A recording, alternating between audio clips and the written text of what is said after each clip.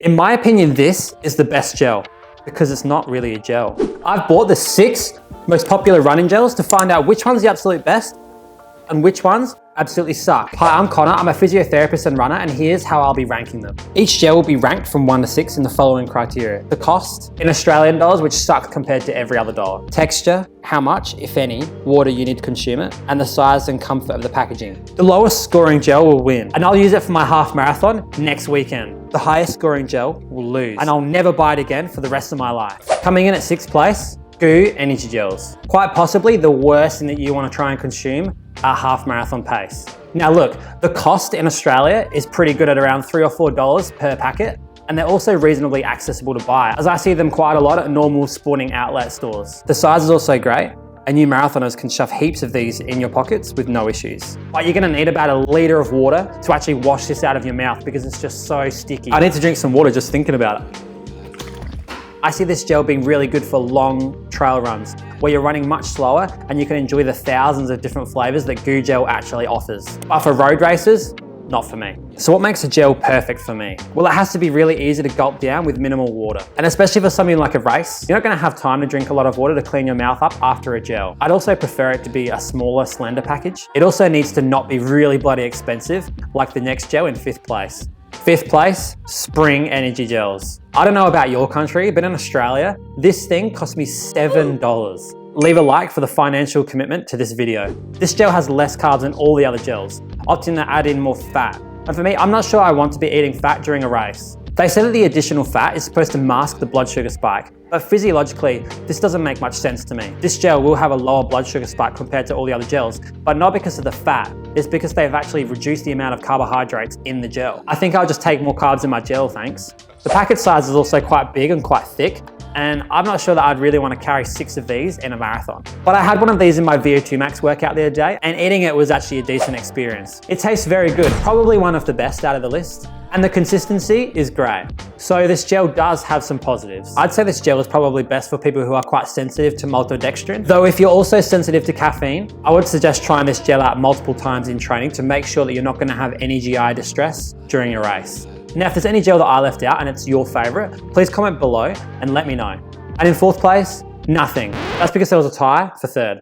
So the first one in 3rd place, Huma Chia Energy. Long-lasting, all-natural Chia Energy. The Huma Gel is also a great option, just like Spring Energy Gel, but I think it edges ahead of the Spring Energy Gel because of the smaller packet size, and in my opinion, a better formulation with more carbohydrates. The consistency is also great, but not quite good enough for me in my race. Now this gel was not what I was expecting when I first tried it. I was expecting a mouthful of chia seeds, and I was pleasantly surprised because Huma have big brains and they blended the chia seeds before they put it in the gel. The packaging is awesome and probably the best feature of this gel, and comfortable in the hand to consume over a couple of minutes. And in one of my faster tempo workouts, it performed just as well as the other gel in 3rd place, the Maurten Hydrogel Sports Fuel. This gel is also a great option, and it's no surprise that most people have it as their best. And the best thing about this gel is its taste, because it doesn't really have one. Ask anyone who's tried it, it's hard to explain the taste. It's kind of just like a mildly sweet jelly, which is very refreshing when most brands are bringing out terribly sweet flavors that are just too full on, especially in a race. Maurten sponsors a lot of the top dogs in running, and it's no surprise that this gel is so popular. They've designed this gel as a tasteless hydrogel with the goal of having the fastest absorption possible. And I have to give them credit, you can feel that huge surge of energy in the first 5 or 10 minutes after you eat it, which is awesome. But I'll be honest, these Maurten gels are quite hit and miss for me. I've used them quite a lot, and they used to be my favorite gel until I started getting lots of on and off experiences when using them. Some days they're great and I feel like I'm just powering through workouts. Other days they suck and they don't sit right in my stomach and I feel like I'm gonna vomit after I have them. Another downfall is that the packet is really annoying to open. As you can see, you have to rip through all of this plastic just to get it open. Now, if you're a Maurten fanboy, I'm sorry, but this next gel is just better. Comment below if you disagree. In second place, the precision hydration precision fuel. Just like the Maurten gel, this gel has more of a neutral flavor, which I'm a big fan of, and that is due to their formulation of using maltodextrin rather than glucose. And in such a small package, it packs 30 grams of carbohydrates, which is epic. And can I just say that this packaging is the sleekest, coolest looking packaging of any gel that I've seen, if that means anything to anyone. This is also really easy to open when you're running, and I like how the dangly bit doesn't fall off because of this little catchment system.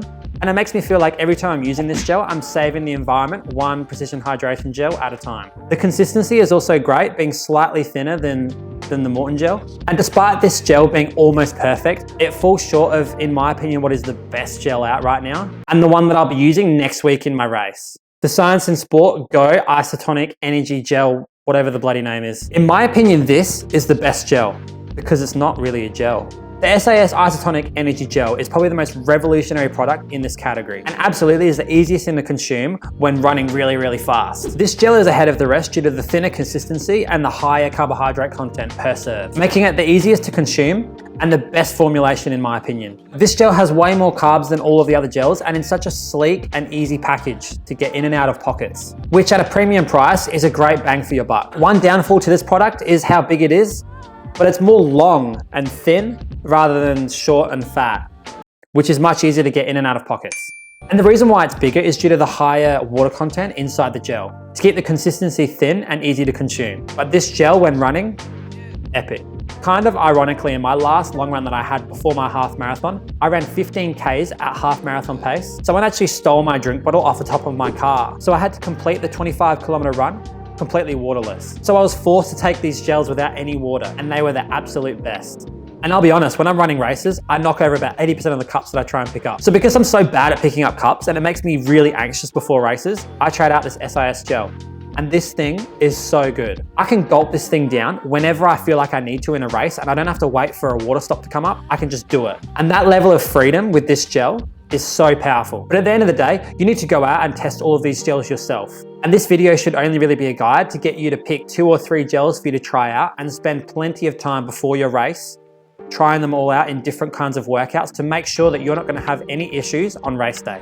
And so there we have it, 6 great gels, all with their own use cases. But these gels won't help at all if you don't get these next 3 tips right in your training.